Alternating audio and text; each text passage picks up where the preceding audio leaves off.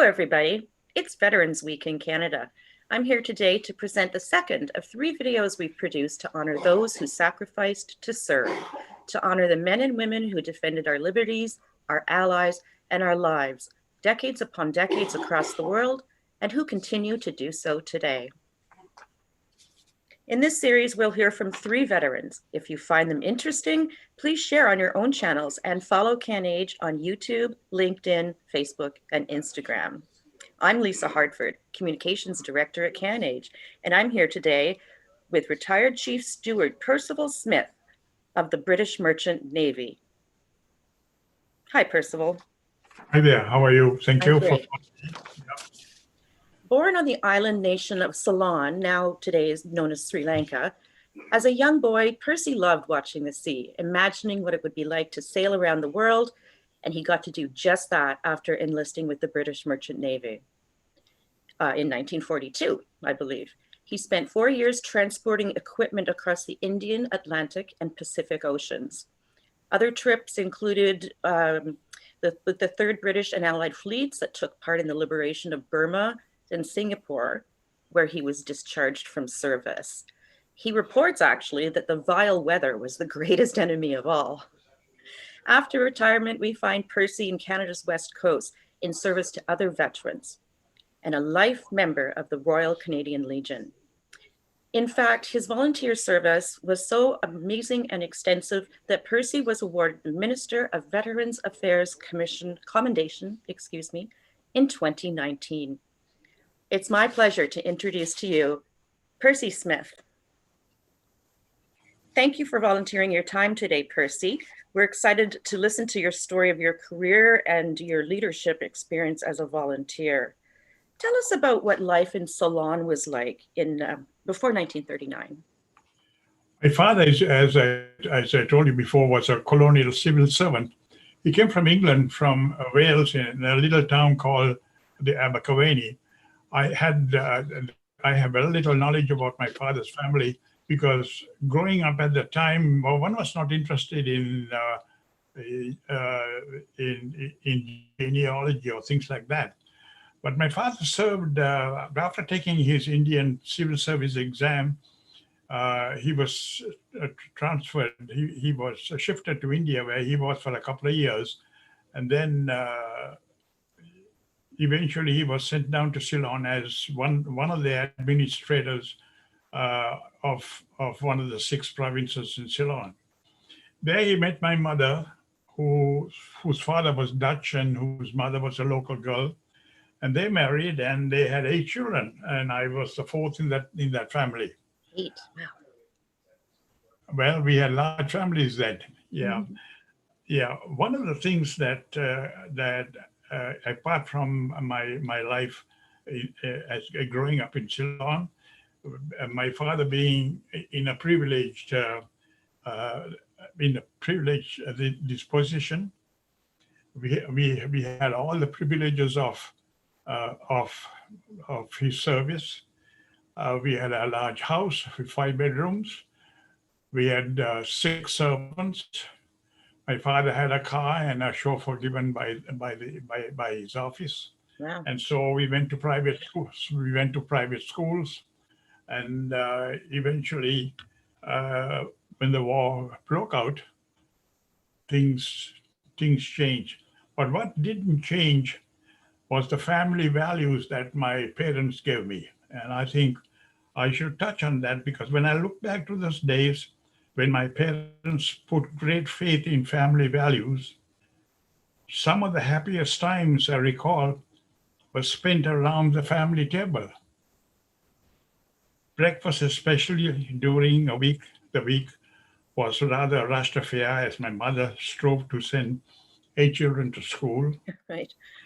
And at tea time was altogether different in the sense that it was a time that we regaled each other with the day's activities. With no television to distract us, this became a precious time when problems were put right and successes declared. I think today, when I look back at my children and, and and other families, they don't spend that time. And that's one of the reasons to why families have been disintegrating. And unfortunately, in the case of my family, because of the war and because of a lot of political upheavals in Ceylon, none of us stayed back as adults. We all left. Mm. We were more or less asked to leave because the fact we were of foreign extraction. Well, otherwise, that sounds like a splendid way to grow up in such a large, loving family. Yes. Your island nation, known for tea, spice, and graphite exports, changed quite dramatically once the war broke out. How exactly did it change, Percy? And how did you feel at the time? Well, when the war broke out in 1939, Ceylon at that time was in a very strategic position, the sense that it was right in the middle of the Indian Ocean, south of India, and easily accessible to all the other to Southeast Asia. Yeah. So when the war broke out, before we knew what, there was an influx of thousands of troops, both Army, Navy, and Air Force from Britain. And what really happened, it changed the nature of how people were living. Uh, People all of a sudden realized that there was money to be made. And so the values that they had before the troops came in were all gone. And so there was a lot of upheavals in the fact that as a schoolboy, I remember there was so much of high-paying jobs available that boys are quitting school to go and take those jobs, and the chances of joining the services was there, and boys of my age in 17, 18 were then saying to themselves, what's the point in studying when we can make all this money? Right. So the whole nature of living in Ceylon was quite different in the sense that with the servicemen coming, they brought their own values in, and unfortunately, they were embraced by the local people and changed the whole atmosphere of what the island was. And I understand that you wanted to enlist right away, in your words, to do your part. Why didn't you? Why couldn't you enlist? Well, I had just finished high school, my exams in the high school, and I was hoping to enter university at that time. And one had to have there were two things. If either you had to get into university, one you had to either sit for the university entrance exam, Mhm. or the other you could take your London matriculation from the University of London. And so I preferred that because eventually I knew I was going to go with my father to England. And so if I had to go into university in England, if I had my London metric, it would have helped me. So when I approached my father and I asked him, I told him as that I was keen on joining. The first thing he told me was, "Why don't you finish your education?" He said, "I know you'll be quite difficult when you come back. You'll be much older, and you're trying to go back to school will never happen. So finish your education. You got another 6 to 8 months, and then enlist." And that's exactly what I did. I think at that time, children listened to their parents, and which is certainly not the case today. Sometimes we do. Sometimes. So you served between 1942 and 1946. Where did you go? What did you do? What did you see? Well, there was no training when I went to the British Embassy and I said that I was willing to serve, and they want to know what arm I said, and I want to get into the merchant navy because of the fact that when I was young, I saw all these ships on the horizon, and I never knew where they came and where they went to. And I thought maybe it's also was a good way of seeing the world, because the fact that I was cooped up in a little small island. Mm. So they said, well, you'll have to find your way to Bombay, and the only naval school was in Bombay. So I told my father about it, and then he said, well, there's no problem. So there was another 3 or 4 boys from my school, and I think there was four of us.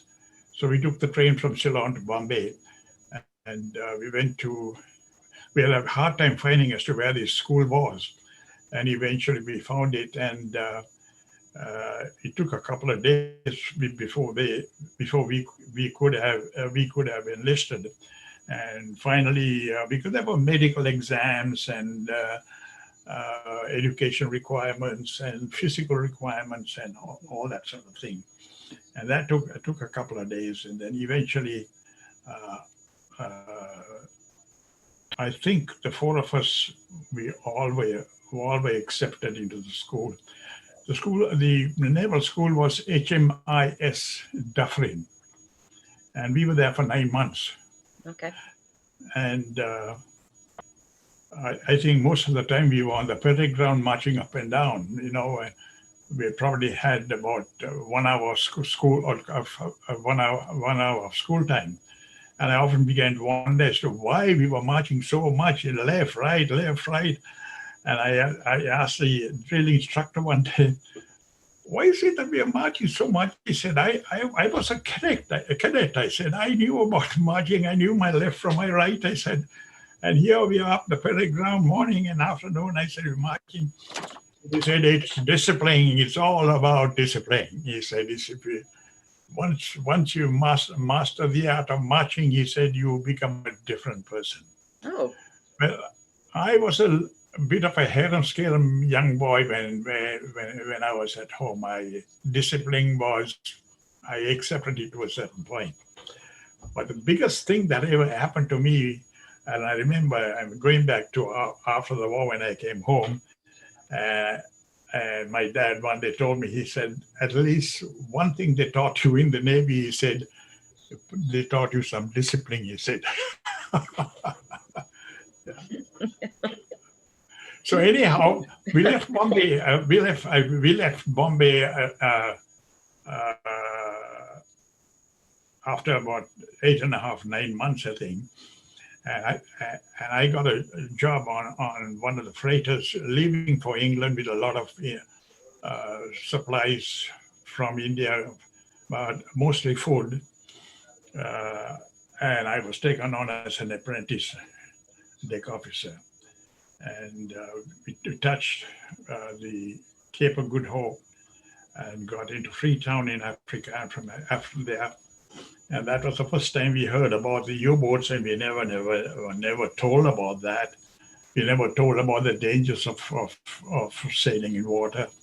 And while the first voyage was less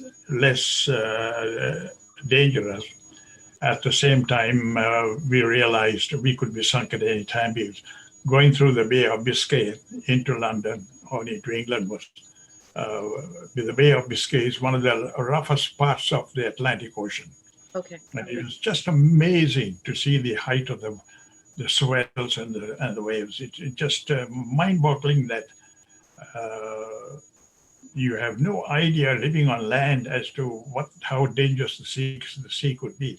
Right. We reached Tilbury in London, discharged, and then, unfortunately, with the Merchant Navy, your pay stops the moment you get discharged from a ship. We never knew that. Oh. The same thing if you were torpedoed and you were sunk in the Atlantic or any ocean, your pay stopped. And one of the disadvantages of that was I had made an allotment to my mother, but so much out of my paycheck. And she didn't know as to why sometimes if I had a no-ship when I was ashore for a few weeks, as to why she was not getting her allotment. And I I never knew that, and nobody told me that. Right. I made 2 trips across the Atlantic to Canada, one to Halifax and one to St. John's. The first one was quite normal. We had a very little problem. But the second one was the time that they were having the convoys. So they put the convoys together, and from Halifax, and that was about 65 to 70 ships, and it was quite an armada of ships. The slower ships were normally in the rear of the convoy, and the faster ships were in the front. So if you could not keep some of the ships were doing 8 and 9 knots, and some of the bigger ships, bigger freighters, were doing 14 and 15 knots, and so there's quite a difference. Right.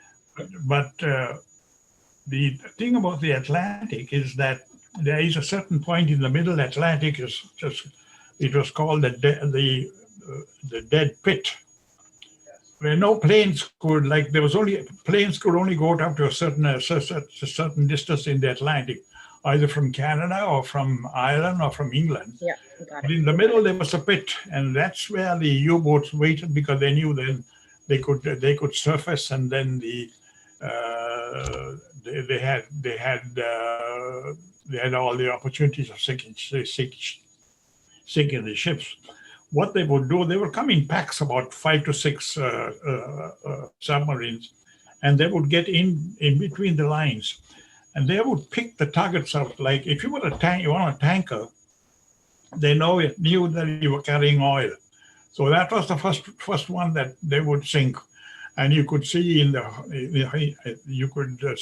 horizon, because while you are in a situation like that, you never went to your cabin to sleep. You were on deck because you knew you were going. If you're going to get it, at least you could jump into the water, or you could save yourself, or you can put the lifeboats out or whatnot. Wow. And the unfortunate thing is that you see this ship.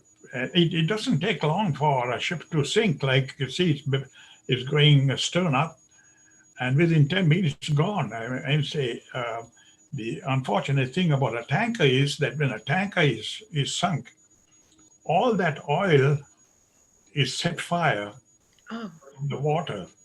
And so if you jump from the ship, you're jumping into fire. And say there's no way that you could escape that. In a freighter, you had more of a chance, in the sense that normally a submarine would put in 2 torpedoes. The first one, and then he would see as to what the second one was, or what the first one was, and then fire the second one. Now, according to international law from Geneva, the captain of the submarine, and this was true, and it was really fine, that when he sinks a ship, he has to surface and make sure that there is adequate, that the people in the water are back onto lifeboats, and he has to make sure that they have sufficient food in order for them to reach land. Wow. But what really happened was, when Hitler came to know about this, he directed Donitz, the man in charge of the German Navy, that to ignore that completely. And he said that I want the U-boat captain to surface and machine gun all those who are in the water and in the lifeboats. And the reason for that, he said that there'll be fewer men to man these boats when they go back to England. So Donitz completely ignored that. He said, I'm not going to do that. He said, it's against my grain. He said, I'm the Navy and these are naval men, and I'm not going to do that. So he instructed the U-boat captains to make sure that they had enough water, enough food, and whatnot. But most of the time they ignored that. They would sink you and move away. At that time, there was no rescue ships. It was later on, years later, a couple of years later, that every convoy had a rescue ship. So the instructions that all the ships got were that they were not to stop to pick up anybody in the water. They would just sail through. And there were times you could see the men in the water and there's nothing you could do because the ship would just go to. Because if you stopped, then you had, there was a greater risk of you being sunk. So Right. later on, the convoys had a rescue ship. And most of these were Dutch tugs that escaped Holland when Holland was occupied by Germans, and they came back to England. Now, if I thought that the Atlantic was bad, on one of my sailings, I was told when I was looking for a ship, I was told to go to Glasgow, and I took the train from Southampton. I went to Glasgow, and it was, the name of the ship was Rifle Queen. Hmm. I went on board, reported to the captain, and he said, yes, take the time off. He said, we are sailing tomorrow morning. And I was in a pub that night having a beer, and I met another guy who was going to go on the same ship. And I said, I casually said, do you know where this place Murmansk is? I said, I thought it was somewhere in the Caribbean. He said, Caribbean? He said, like hell. He said, it's in bloody Russia, he said.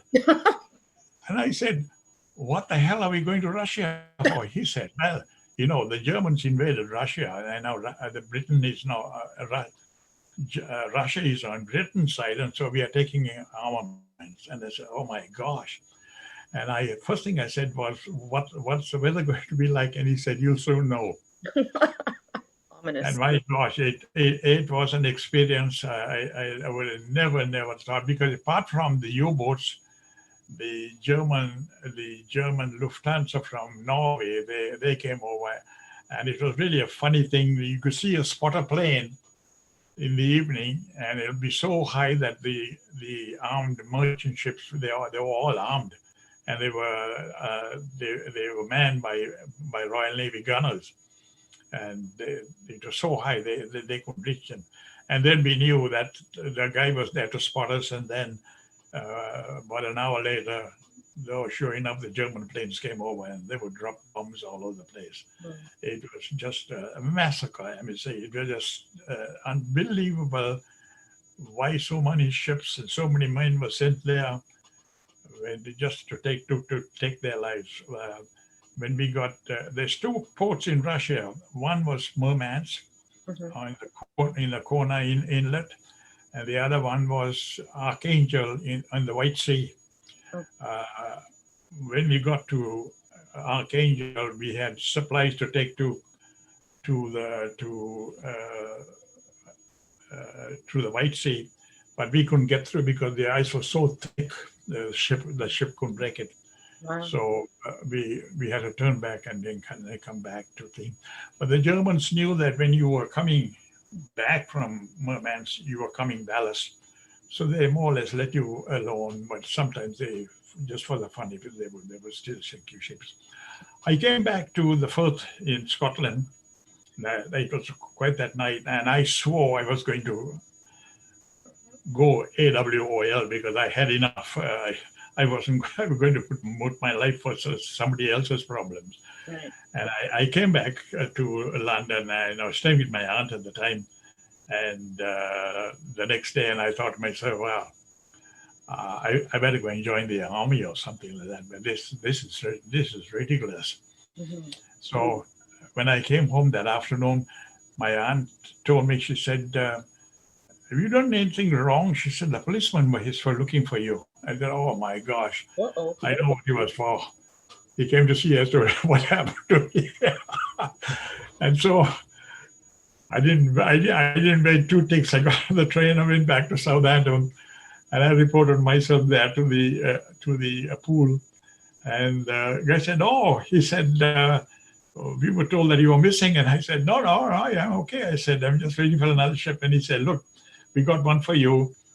This is a little better place. He said, it's a tanker, but it's going out east. So he said, you might find it quite better. So the tanker was the Cromwell, and I joined that, and we went. We were taking aviation fuel to Malta, but when we got to Gibraltar, the German and the Italian Air Force was so heavy, they didn't want us to be sitting ducks. So we unloaded the aviation fuel in Gibraltar, and we made our way to Alexandria in Egypt through the Suez Canal, and we went to the Persian Gulf, and then we heard that the war in Europe was over. And we all were so happy that we were, finally the war is over, and we're going to go home. And the next morning, when I got up, when I saw the captain, we used to call him the old man. Nobody called him the captain. They said, "Oh, the bloody old man is this, the old man is that." And I said, "So when are we sailing back home?" He said, "We just got Admiralty orders." He said, "We're to go to Trincomalee. We're joining the East Indian Fleet for the liberation of Burma, Singapore, and Malaya." And I said, "We're not going home, sir?" He said, no, that's our orders." He said, "It's probably going to take another year."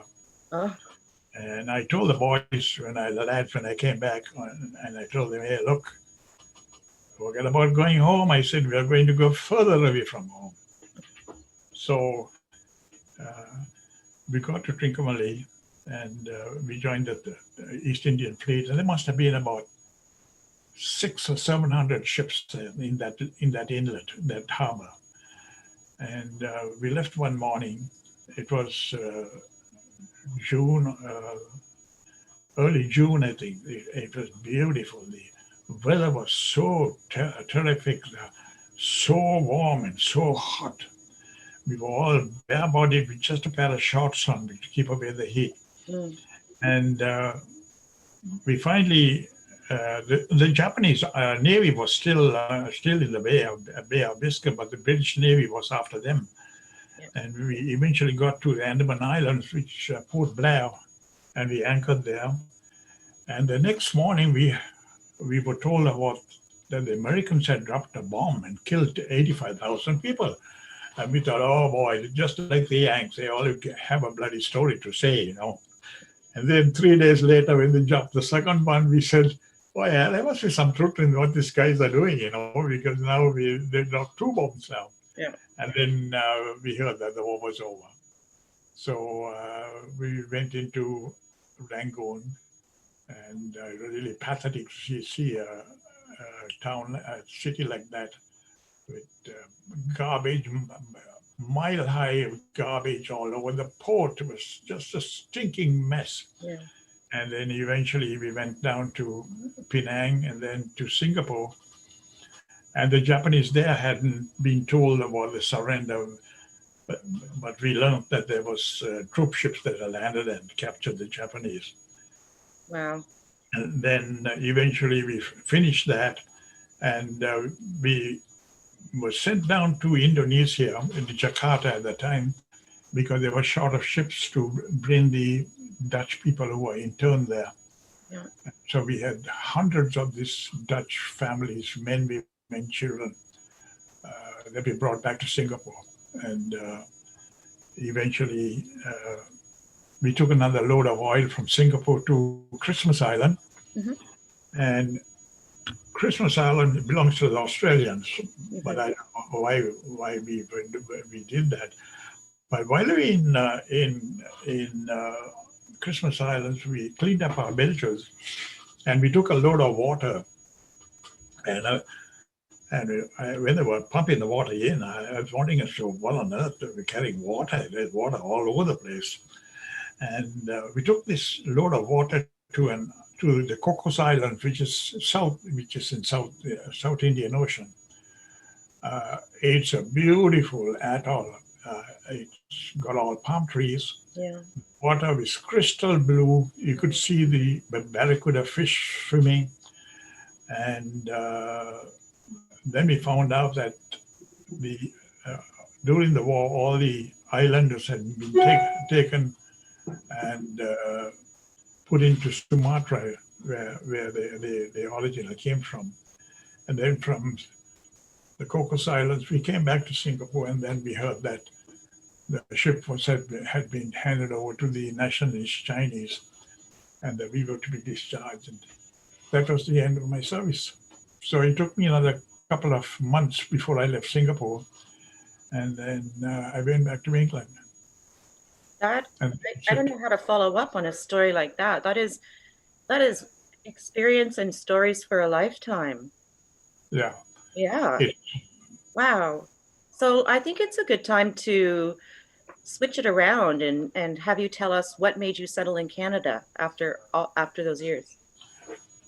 well, England was no place to stay. And when I got back, there were thousands, and I say thousands, walking the streets looking for jobs. Yeah. And in this turmoil of humanity, people were wearing their medals to impress employees and all that. Yeah. And I knew it was a useless sort of thing. Uh, I was staying with my aunt in Tottenham at the time, and I told my aunt, because when I got discharged, I had a lot of money. I got a lot of money. I got about £600, I think, when I got discharged.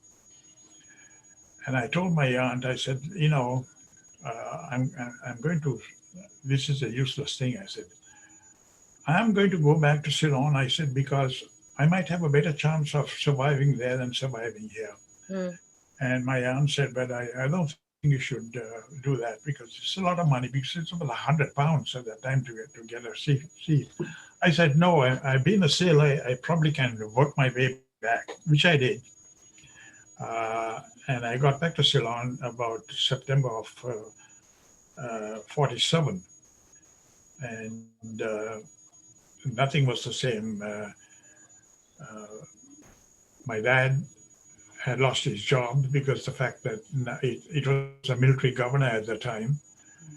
And my mother had passed away. She was only 46 when she passed away. And nothing was the same. But I endured. I took my civil service exam, and I finally got a government job.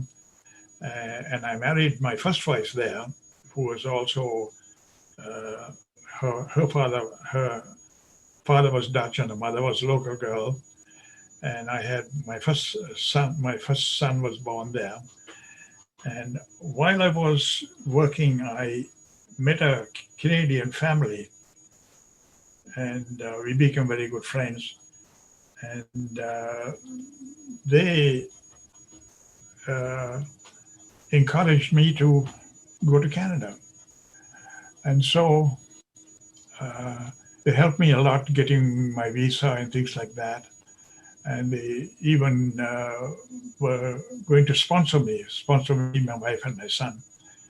And so we took another boat back to England, stayed in England for about a month, and then early part of 1956, we landed in Canada.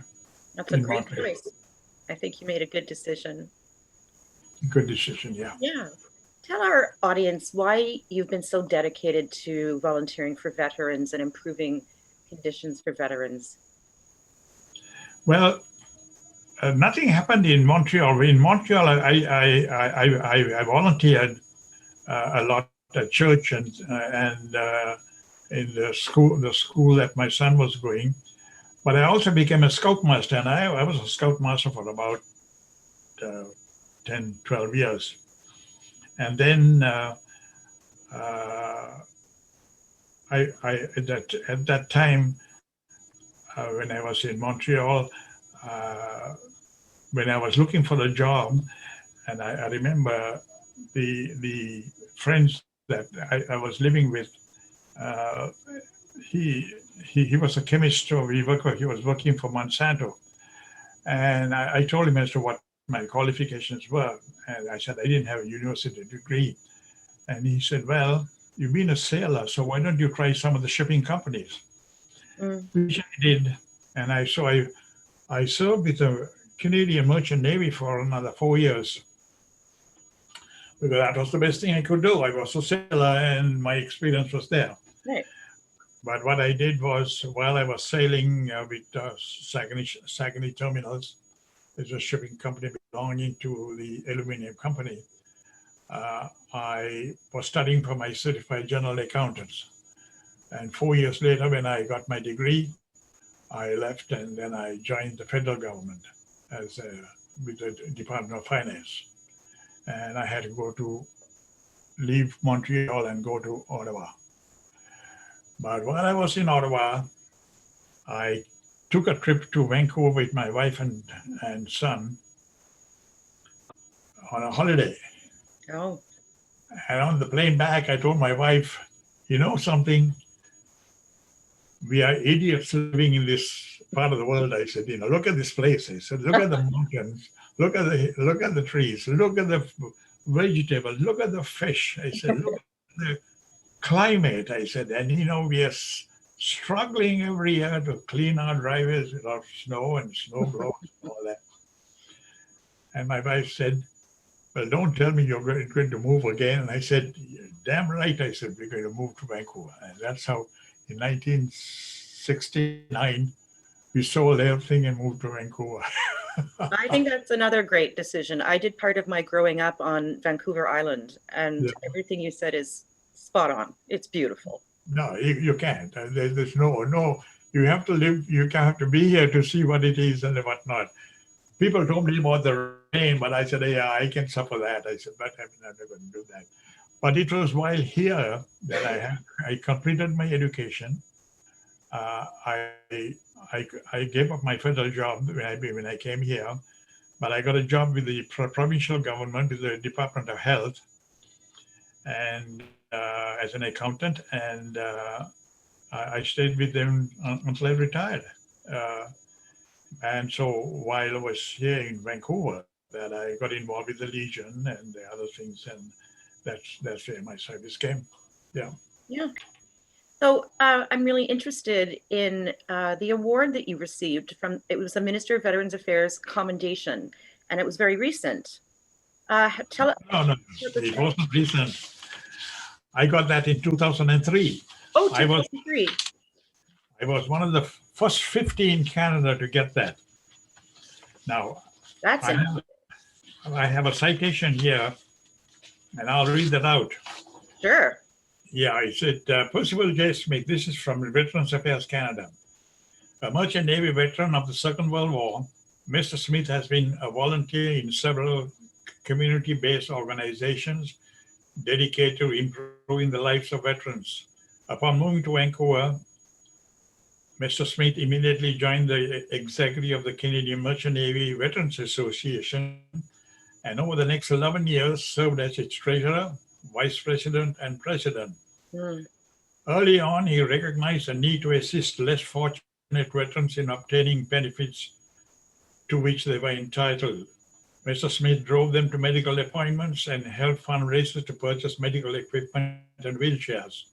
Mr. Smith has been active in numerous public campaigns, the sick and visiting committees, school visitations, and provided support and assistance to veterans' families in difficult times. Mr. Smith also formed a Speakers Bureau to inform students of veterans' wartime service and participated in a bursary program for children of needy veterans. Mr. Smith is a board member of the Reed Meadows Fall Prevention Committee and Veterans Commemoration Committee in British Columbia. He continues to serve veterans with unselfish devotion and unceasing dedication. That was a citation. Congratulations. So I was one of 4 people from Vancouver, from BC, that got it. So we had an invitation, being the first people to get this, to proceed to Ottawa and receive our award from the Governor General, Adrian Clarkson. But unfortunately, a couple of days before I was to go, I met with an accident and I couldn't go. And so it was a couple of months later that the Minister of Veterans Affairs, in one of his visits to Vancouver, the Honorable Pactagon, he awarded me the certificate here in Vancouver, including this little pin that I have here. But I think the person that nominated me when I was living in Maple Ridge at the time, when this was first promulgated, he said, Percy, yeah, I think you deserve that. I'm going to nominate you. And so I was really glad that you did that. That's how I got. Thank you. Younger members of our audience might not know what the Royal Canadian Legion is. Can you speak for a minute about what the Legion is and what its role is in the community? Yeah. The Royal Canadian Legion is a veterans community-based organization which any Canadian citizen, Commonwealth subject or citizen of an allied country can join. Oh. Yes. I had not known anyone can join. Yes, with almost 400,000 members in 1,500 branches, we ensure Canadian veterans of all ages receive everything they so richly deserve. We are the guardians of remembrance. Our priorities are veterans' care and support, promotion of remembrance, advocacy, community service for youth and seniors, citizenship development, Canadian unity, and our role is to serve veterans, new and old, and their dependents, to promote remembrance and to act in the service of Canada and its communities. The poppy is a Commonwealth emblem of supreme sacrifice. It is trademarked and distributed in Canada by the Legion, and as a visual pledge that Canadians will never forget the sacrifices of those who have fallen in wars and military operations. I've been a vice president, a second vice president. I've served on the executive for umpteen years. I did the sick and visiting and veterans visits. I've helped a lot of veterans get their benefits because nobody tells anybody, or the veterans, as to what they're entitled to. And sometimes when I go and I see veterans living in abject poverty, then I keep on saying, why haven't you got in touch with Veterans Canada? You are a veteran, you are a second war veteran. You are entitled to a lot of things in the countries. Nobody told me. And then becomes the long process of making the applications and putting the paperwork through and getting discharge papers. And oh my gosh, it's just mind-boggling, the paperwork that has to go through. That's disappointing. Eventually, when all that is true, then they get it. But it's too late by then. It's really too late. Some of them have missed out on education. Some of them have missed out on housing. Oh, they get partial VIP benefits like medical and whatnot. I know I had the same problem. I tried, because I'm a British veteran. I in all my visits to Britain, I would go there. I would go to the Royal British Legion, which I'm still a member, and I would look to see what sort of benefits I could get, some medical or dental or something like that. And the answer is always, oh, you left the shores of Britain, so after 4 years you're not entitled. So I came back here, and I thought I'll apply to apply Veterans Canada to see what I could get. And it took me about 8 years. What? 8 years. And I finally managed to get the benefits from Veterans Canada. That's astounding. It's a scandal. Yeah. But it's not that the time. I remember when I went through the Veterans Ombudsman finally, and then I spoke to the Veterans Ombudsman, and he said, well, all we can do is go to Charlottetown and put this into a legal issue. But fortunately, it's not what you know, it's whom you know. Yeah. So in one of my visits to Winnipeg for the Royal Canadian Legion convention, Hmm. I happened to come across the Director General from the Royal British Legion. And all of a sudden, it dawned on me, why don't I go and speak to this guy and see whether he can do something for me? And so I approached him, and he invited me for tea. And over tea, I told him what my first problem was. And I hate that this happened, but he said, leave it to me. He said, I'll send a personal note to your prime minister and I get everything sorted out. Wow. And that's how I got my benefits. Connections are indeed important. Have you ever returned to Sri Lanka in all these No, years? I never went back. You never went back. No, and the only reason for that is that they treated us Eurasians very badly. We couldn't even get jobs, and even if we had a job, they threw me out. We couldn't get our money out. They froze everything. We just left with what the clothes we had on our back, Hmm. and there was no point. But last year, I sent three of my children. I sent them to Sri Lanka for a holiday, Okay. just to see as to what sort of place it was. And they were there for about 2 months, and they at least know as to at the beginning of their families. There is nobody there right now except, but it's completely changed. And there's no question that some of the places that I wanted them to go and visit where I was born and Yeah. the home that I was, and they said there was nothing left. It's all gone. So, How do you but feel at least about they're that? back there. How do you Yeah, feel about that? All that change? yeah, it is. What advice would you give your younger self, Percy? Give myself or give other. Yourself, your younger self. If you could look Well, back. you know, uh, it's not that I had a difficult life. I've had a privileged life when I was a boy. But I always told myself when I look at my brothers, what my brothers turned out to be, Mhm. uh, I looked at myself and said, I'm going to be something. I want to do something different. For one thing, I was not going to live in Ceylon. I was going to live after the war. I was going to live either in England or some other country, maybe Australia, where one of my sisters went to live with. She married and she went and lived there. But I think the biggest thing in life is to look at yourself and see, take some time to see what you're going to make of yourself. I was a very healthy, strong young boy. I was a cadet when I was young, and I had a good education. And I told myself that once I find a country that can accept me, I'm going to be somebody there. And so I am somebody here in the sense that uh, when I look back to what my children are, I gave my children college educations. My older son was an engineer. My second son was a journalist.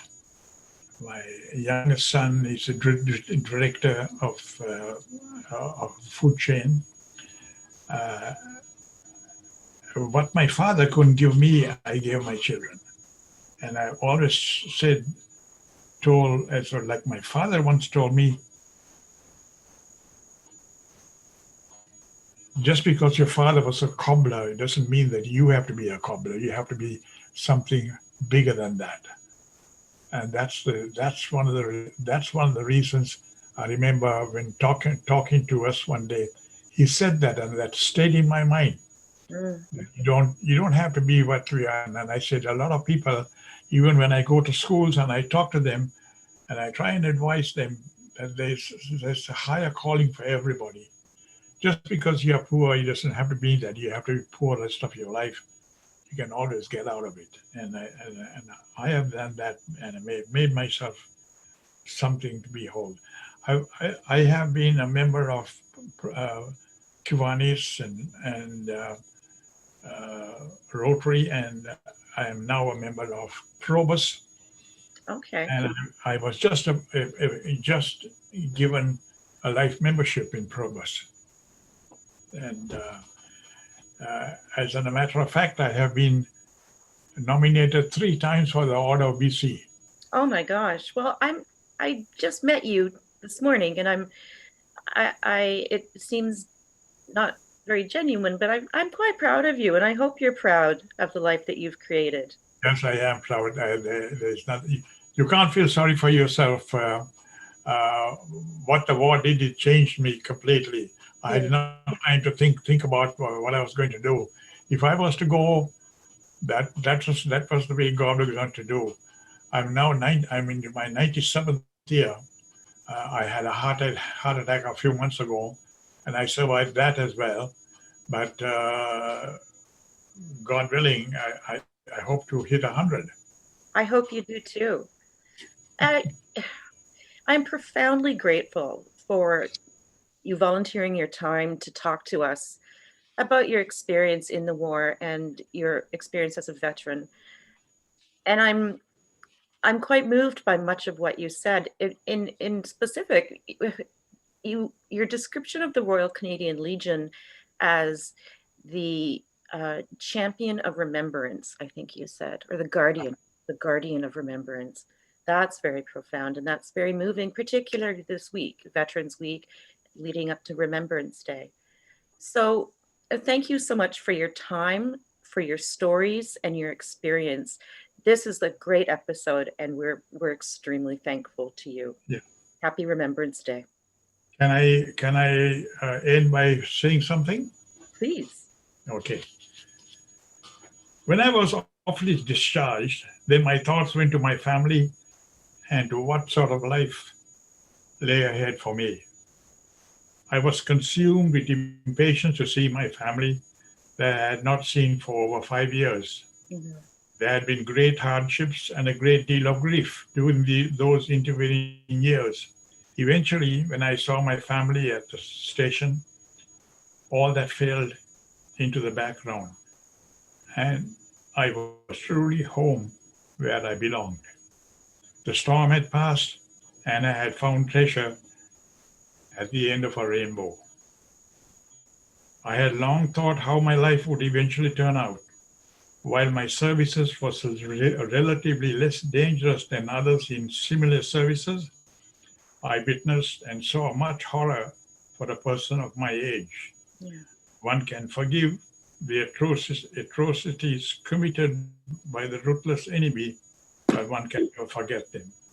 Years later, I landed on the shores of Canada to begin a new life. And so you did. That was beautiful. Thank you for sharing and thank you for your time. Thank you.